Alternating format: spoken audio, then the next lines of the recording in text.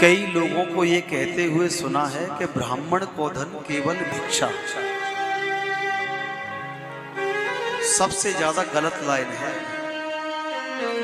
ब्राह्मण का धन कभी भिक्षा हो ही नहीं सकता। जिसके पास संतोष का अपार धन हो वो कभी भिक्षा नहीं मांगेगा किसी से।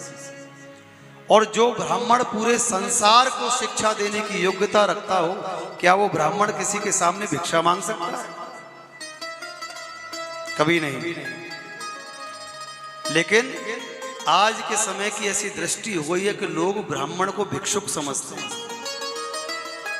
ब्राह्मण कभी भिक्षुक ना था, ना है और ना कभी होगा। ब्राह्मण सदा सदा से इस संसार का शिक्षक रहा है। अपनी शिक्षा के अनुसार, अपने कर्म के अनुसार जो भी उसे प्राप्त होता है उसे भिक्षा नहीं कहते, उसे दक्षिणा कहते हैं। सबसे पहली बात तो ये समझिए कि भिक्षा में और दक्षिणा में बहुत फर्क है। ब्राह्मण कभी भिक्षुक नहीं हो सकता।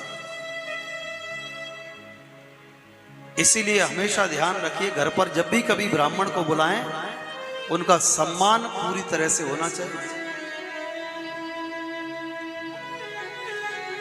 क्योंकि अगर आज के समय में ब्राह्मण ना होना तो घर का कोई भी कार्य, कोई भी पूजा संपन्न नहीं हो सकती। जन्म से लेकर मृत्यु तक एक ब्राह्मण की आवश्यकता होती है जीवन, जन्म से मृत्यु तक।